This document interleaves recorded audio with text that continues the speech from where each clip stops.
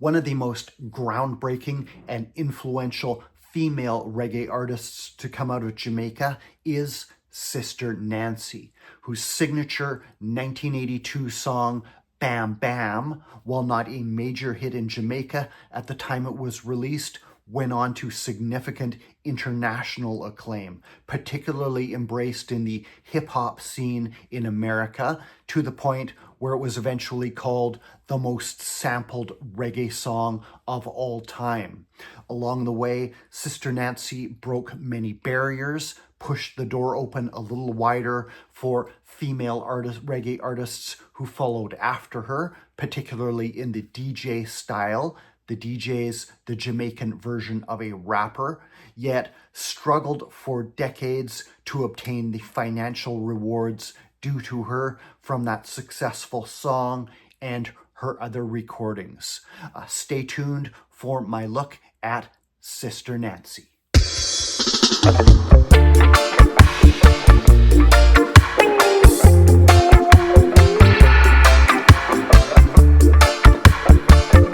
Sister Nancy was born Ophlin Russell, later Russell Myers after her marriage, on January the 2nd, 1962, in the eastern Kingston, Jamaica neighborhood of Paypine. She was from a large family of 15 children. She was one of the younger ones. Their father was a preacher who kept a church in the revivalist Jamaican tradition of Poco, but he fell ill, lost his voice at some point, and thereafter their mother became the chief breadwinner of the family. With a preponderance of boys in the household, 11 older brothers, Ophlin, known as Nancy more commonly, grew into a restless, rambunctious child who wanted to do all the same things her brothers were doing, whether it be fishing, playing cricket, or increasingly as she got older, roaming the streets, looking for adventure, for excitement, to see what was out there, and inevitably this would lead her to the world of the open-air sound system dances held at various locations around the city, where a mobile sound system would set up, play records, performers would come on to attract a crowd who wanted to come, drink, dance, and enjoy themselves. Another entry into this world was the fact that one of Ophlin's older brothers, Robert Russell, born in 1957, had begun performing on some of these sound systems as a DJ himself, chatting lyrics into the microphone while a selector played the record as musical backing. He would take the stage name Brigadier Jerry, and would eventually be very respected among the fraternity of DJs, which was entirely male up to this point in time. While never a frequent recorder, he would have hits later on for Studio One with Every Man a Me Brethren. That can be found on Studio One DJs, Brigadier Jerry. He would have hits like Pain, and finally around 1985 drop his debut album Jamaica Jamaica, Brigadier Jerry, but he was already well established and well respected by the artists, the fellow artists, particularly the DJs. He was also a Rastafarian who focused on cultural and uplifting lyrics, another reason he was very respected. Several of their other siblings were also Rastafarians, and Ophlin herself would follow Brigadier Jerry into the faith on her own. But his performances fascinated her. She began tagging along, following him to the dances, sometimes surreptitiously sneaking in, blending into the crowd so as not to be noticed, observing his performances, his lyrics, taking note of his vocal stylings, and eventually she began to come up with the notion of DJing herself. Her first chance to hold the microphone came while she was hanging around a sound system called Chalice.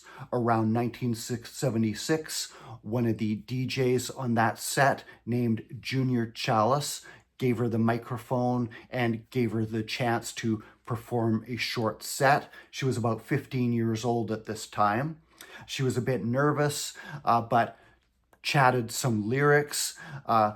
There were mixed responses to her performance. Some liked her voice. Some derided her for being a girl trying to do this. There were some boos. When he found out about her ambition to become a DJ, even her brother Robert, Brigadier Jerry, tried to dissuade her from pursuing her ambition, telling her that DJing was a man's thing.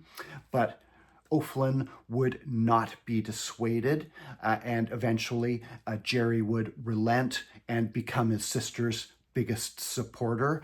As she began performing more and more, her confidence grew greater and greater. She began going by the name Sister Nancy. Nancy, kind of her more common day-to-day name, and she was Jerry's sister, so Sister Nancy.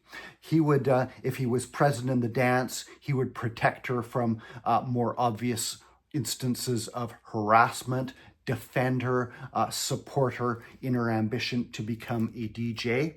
She would go on to sound systems like Black Star and eventually a higher profile one named Stereophonic by the late 1970s. At this point, Nancy didn't know of any other women who were DJing.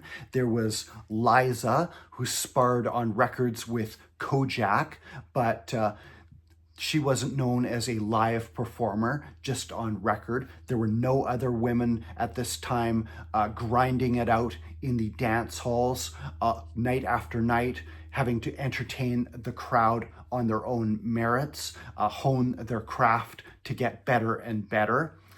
Nancy was the first one and encountered a lot of resistance in this very male-oriented world.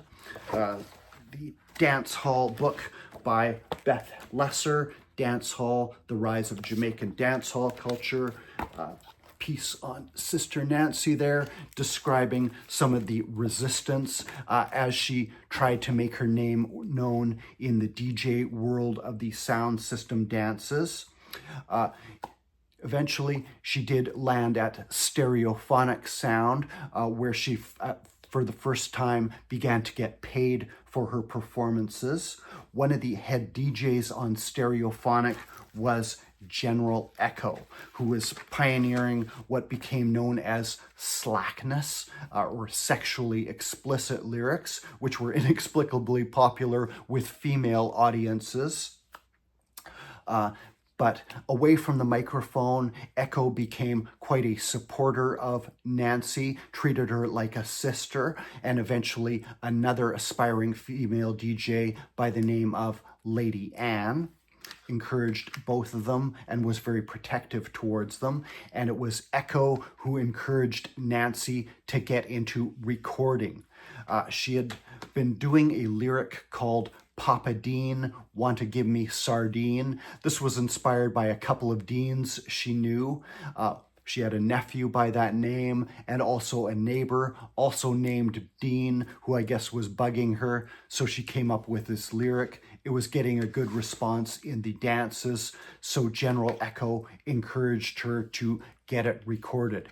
He had a link with record producer Winston Riley, who ran his Techniques record shop and label from Chancery Lane in Kingston. Riley had produced an album with General Echo, released under the pseudonym of Ranking Slackness, the slackest LP. Give you a taste of what General Echo's lyrics were like. Some of the song titles I can repeat: Bathroom Sex, Tribute to the Hotel Staff, Lift Up Your Dress, Fat Gal, that kind of thing, Stretch to Fit. Yet General Echo did it with a tongue-in-cheek sense of humor, which some of those who came after him, who did slack lyrics, did not quite match. Winston Riley liked the song Papa Dean and brought Sister Nancy into the Channel 1 recording studio where the Roots Radix Band laid down a cut of the pressure and slide rhythm while the engineer Solji recorded the vocals. The song did reasonably well. Riley was pleased, and this was the first time Sister Nancy heard her voice played on the radio. She had copies of the 7-inch single she would give out to friends and family, and this would lead to further recordings with Winston Riley, such as Money Can't Buy Love and Proud a Wee, bigging up her country of Jamaica.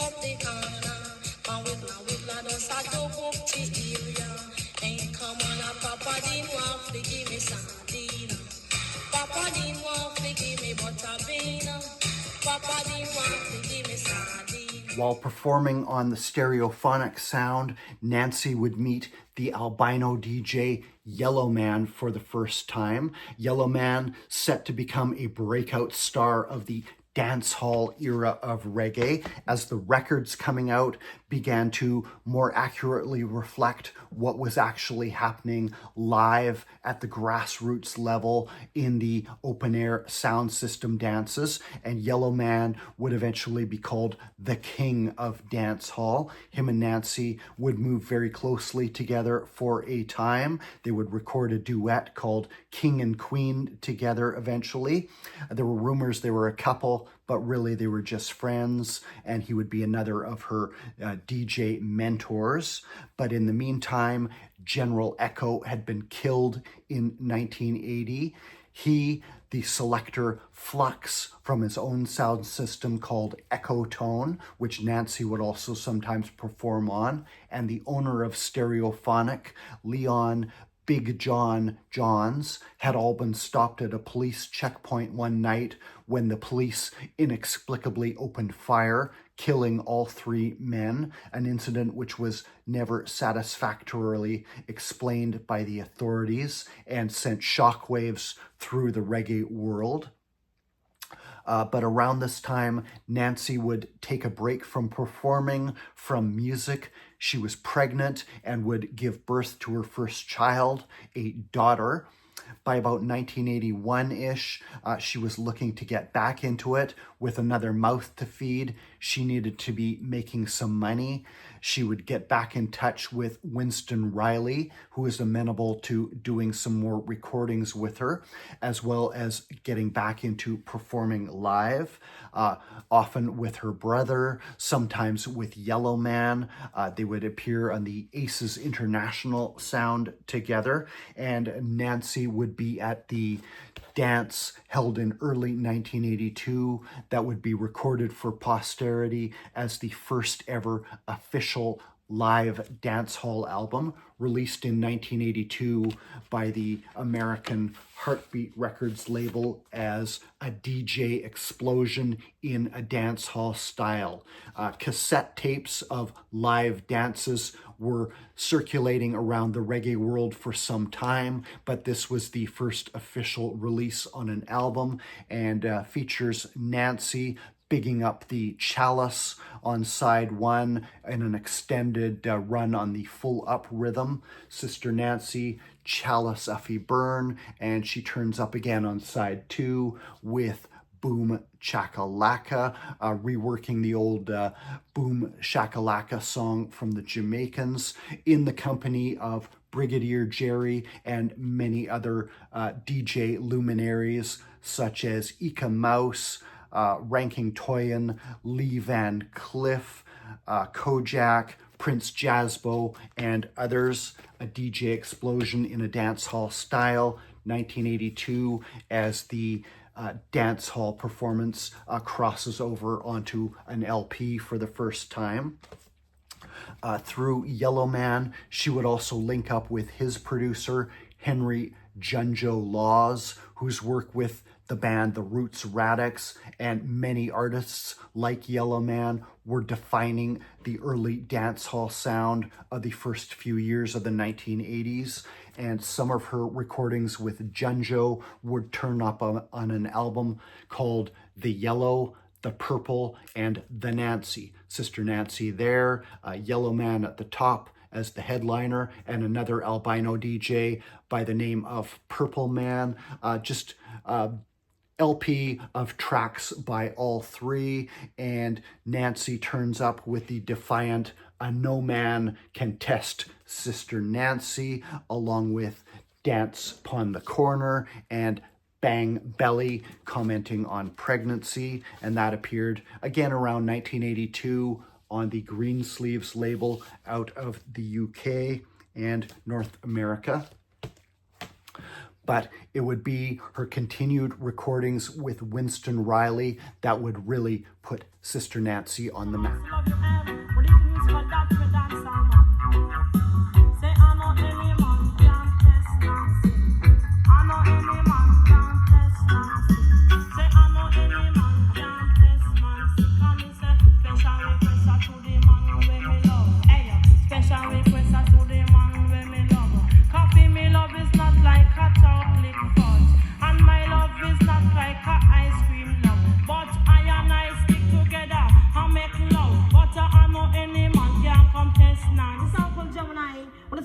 Each and every one, the thing called Kochi Afibon.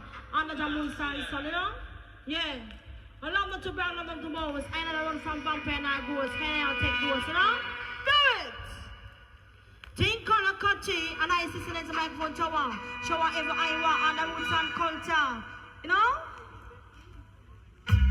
Thing called Kochi. Hey, yo. But I miss that when you sing outside and also love you, and but you can musical start to make him lost in the right. You know, think of the Kochi. But I miss that. Pass the Kochi on the right hand side. Ayo. Pass the Kochi on the left. Ayo. But I miss that. Oh, Jah bless me, son of man can't curse. Ayo. Thank you, Jah, a woman and she's not the worst. Next, Sister Nancy would record a song called 1-2 for Winston Riley. This wrote a cut of the Prophecy, aka Taxi rhythm, and found Nancy in a bubbling, effervescent mood as she weaves in references to herself, her alternative name, Muma Nancy, as she was now a mother, and finds her in her signature sing-song style of delivery. The song was a huge hit in Jamaica, reportedly reaching #1, and would lead to her next hit called Transport Connection. This followed the format of the connection style of songs that were popular with some of the DJs at the time, particularly Nicodemus, who had done a song called Bone Connection. It was kind of a way of stitching lyrics together in sort of a structure or a format, and Nancy got the idea to do an automotive themed one. After high school, she had missed her own high school graduation while she was out on the road performing on sound systems out of town. But after that, she had taken a course in automotive mechanics, gotten a certificate in that. So she landed on the idea of doing a vehicular themed version of the connection lyrics. This was also in part a tribute to her mother, who had been one of the first female bus drivers in Kingston. Transport Connection on the Answer rhythm, which was then becoming popular again in the early 1980s. Another big hit for Nancy. Around this time, Winston Riley would give the go-ahead for a full album from Sister Nancy, get her to work on some more songs to fill out the requisite number of tracks, but she was short on lyrics, so she would go to her brother, Brigadier Jerry, use some of his lyrics. He, for his part, was resigned to people using his lyrics. Other DJs took them, but at least Sister Nancy was family and openly acknowledged him as her biggest influence. She was his biggest admirer. She would get to work recording Further songs, I Am a Gideon would be quite a Rastafarian-themed song on the Hot Milk rhythm. Ain't No Stopping Nancy, another self-referencing song, riding a cut of the same rhythm that Don Carlos had a hit with, called I'm Not Crazy, while Guana School would promote the value of education. That was one of the lyrics that Brigadier Jerry had originally written. She would return to the pressure and slide rhythm to do a cut of that, while a song called Coward of the Country would see Nancy mixing and chopping up various pop culture references, something of a medley or a potpourri of quotes from various popular songs, including Elvis's In the Ghetto, Harry Belafonte's Day-O, aka the Banana Boat song, and even weaving in a bit of Yellow Man's signature hit, Zoogazung, Zoogazunga Zang. Meanwhile, Pigeon Rock would ride the Love Is Not a Gamble rhythm, literally commenting on pigeons. Roof Over My Head, meanwhile, would comment on housing for the poor, like her brother, Sister Nancy, keen to promote positive messages in her music. Inspired by General Echo, she had given slackness a try just once while she was performing at a dance in Skateland, the famed Skateland venue. It did not go well. She was mortified when she looked into the crowd, and her brother Brigadier Jerry was there fixing her with a disapproving glare. She never tried slackness after that, sticking to more slice of life or uplifting style of messages in her songs. Finally, she would record Only Woman DJ with Degree, as it was literally true. She was one of the few women DJs on the scene and the only one who had a post-secondary certificate, as she had obtained that completion of a mechanical course. But she had finished 9 tracks and needed one more to finish the album.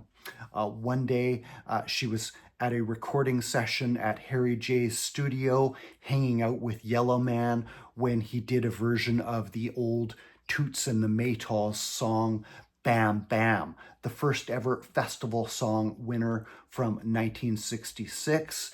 A Yellow Man reprising that chorus of Bam Bam, and Nancy lit upon the idea of doing a version of that herself. She rang up Winston Riley, got him to book some session time at Channel 1.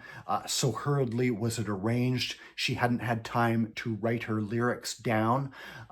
She had to essentially freestyle it live in the studio as she stepped up to the microphone and said lyrics like, "This woman, no trouble, no one. I'm a lady, not a man. I've come to mash up session." The song Bam Bam, writing a cut of the Stalag rhythm, which had been originally recorded in the early 1970s, first appearing as an instrumental by keyboardist Ansel Collins, called Stalag 17, after the 1950s war movie. It had been versioned shortly after that by DJ Big Youth, who did All Nations Bow for Winston Riley, and a further self-produced cut, the more experimental Jim Screechy, referencing The Last Poets. There had been various versions after that. Horace Andy did one, even General Echo did one called Arlene, but it would be Sister Nancy's song Bam Bam that would be the next major hit on the Stalag rhythm, which would eventually come to be known as one of the most versioned over rhythm tracks in reggae history. But it was not initially a major hit in Jamaica. Nancy never heard it on the radio there. Her big hits were 1-2 and Transport Connection. This would finally come out as an album around 1982, around Christmas time of that year, I believe, as 1-2, appearing only in Jamaica on Winston Riley's Techniques label. Sister Nancy there, what looks like the Kingston Waterfront 10-song album, but became very hard to obtain, very expensive. I think my very first YouTube video, somebody in the comments, when they saw I was showing reggae records, asked me if I had an original copy of this 10 years ago. Took me 10 years to finally get a copy of this, as it was reissued for Record Store Day of 2025 on powder blue vinyl through VP Records, with extensive liner notes by John Missouri. Even includes a sticker sheet. Sister Nancy herself coming out to do promotional appearances for it. Fully authorized international reissue of her debut album. One of the very earliest female DJ albums. The tide was beginning to turn for female DJs, and that album has been called one of the best DJ albums of all time in the Small Acts Guide to DJs by Ray Herford. But the album never released internationally at the time, only in Jamaica on the Techniques label. And Bam Bam itself, not a major hit. In the meantime, in the aftermath of the album's release, Nancy would continue performing, continue recording, not really any major hits. She would be the first woman DJ to appear at the Reggae Sunsplash Festival and open the door for other artists to come. Another female DJ, Lady Anne, had a big hit with Informer for Joe Gibbs around this time. The tide was beginning to turn. However, Sister Nancy herself not yet seeing any serious financial rewards for her music.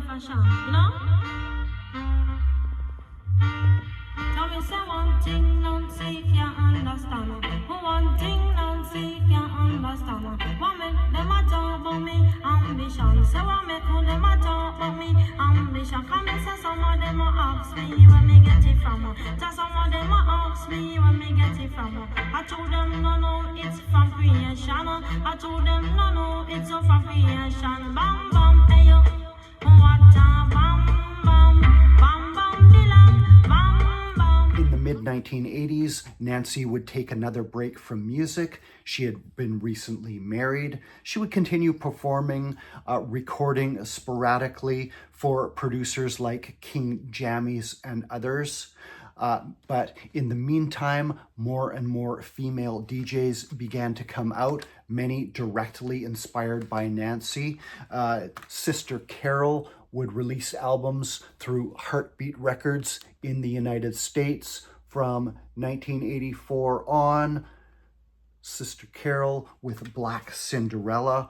Over in the UK, there would be Ranking Anne, not to be confused with the Jamaican artist Lady Anne, a DJ who was a sometime friend of Sister Nancy's and had a big hit for Joe Gibbs entitled Informer, female DJ song. That can be found on Original DJ Classics Volume 2, Lady Anne with Informer.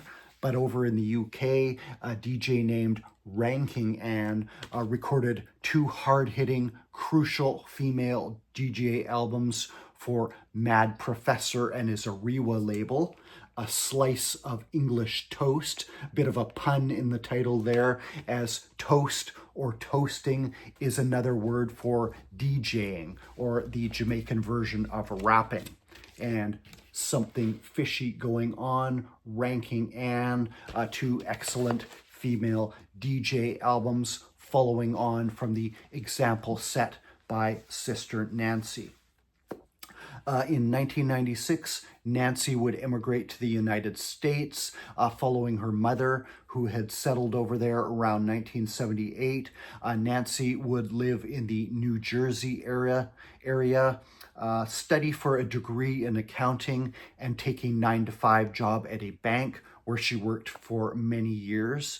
And it was after relocating to the United States that she became aware of just how much more successful her song Bam Bam from more than a decade before had been in America as compared to Jamaica. Bam Bam had reportedly been played by hip-hop DJ Africa Bambaataa at the club The Roxy, and by the 1990s, it was beginning to be sampled on records. I believe the first instance of it was Main Source with their classic album Breaking Atoms, the song Just Hanging Out, sampling Sister Nancy's Bam Bam. There would be further cuts through the years. Lauryn Hill sampled it on Lost Ones, the classic Miseducation of Lauryn Hill album, and many more through the years. Just had a quick look on whosampled.com. Over 149 uses of Sister Nancy's Bam Bam, mostly in hip-hop songs, but also crossing over into film. In 1998, Hype Williams' film Belly featured Sister Nancy's Bam Bam in a scene. She became more and more aware of how popular the song was. It was not just her vocal that resonated with hip-hop audiences. It was the stalag rhythm itself as well, that rolling, tumbling rhythm, kind of a roughneck sound that obviously caught on with the hip-hop crowd. Winston Riley himself would keep on versioning the stalag. It's been listed as one of the all-time most versioned reggae rhythms, and in the mid-1980s, he would put out a whole album of later versions after Sister Nancy's. Original Stalag 17, 18, 19, all Stalag cuts with one of the great Lemonious cover art pieces. That's on Winston Riley's Techniques label. This has further songs on the same Stalag rhythm from Sugar Minot, Yami Bolo, Lloyd Hemmings, Little John, Sister Nancy's brother himself, Brigadier Jerry, with What Kind of World, and the big hit, the first track on here, Tenor Saw's Ring the Alarm, massive hit that also did well on the hip-hop scene in America. Different song, but using the same musical backing track as Sister Nancy's Bam Bam. That one was also sampled many times, notably by the Foo Schnickens around the early 90s as well, with the song Ring the Alarm, just titled after that sample. As uses of her song continued to grow, Nancy would try to get in touch with Winston Riley, try to arrange for some royalties, which she had never received for the song, arranged to meet with him one time at Moody's record shop in the Bronx, but he never showed up. Attempts to get what was coming to her proved fruitless over the years. The final straw was in 2014 when she was at home watching TV and a Reebok shoe commercial came on using her song, which nobody had cleared with her. She decided to pursue legal action, which she eventually won, reached a settlement with the publishing arm was responsible for Bam Bam. To her surprise, found it had been credited to Nancy White as the composer, nobody that she knew of. But she reached an arrangement where she received some back royalties for the song going back 10 years and received a share of publishing and copyright going forward, paving the way for that authorized reissue of the album that has now come out again in 2025. She's continued to perform live with her financial affairs now settled, money starting to come in from those many uses of Bam Bam. She was able to retire from her bank job, buy a brand new house, and devote herself to music. Her performances are still in demand, appearing, recording. She's busier than ever in the 2000s. As I said, she made promotional appearances for that reissue of her debut LP, and in 2024, a high-profile documentary called Bam Bam, the Sister Nancy story, was released, detailing the extraordinary history of that song and her career. The story of Sister Nancy and Bam Bam would seem to be far from over in 2025. Hope you've enjoyed, guys. This has been my look at Sister Nancy.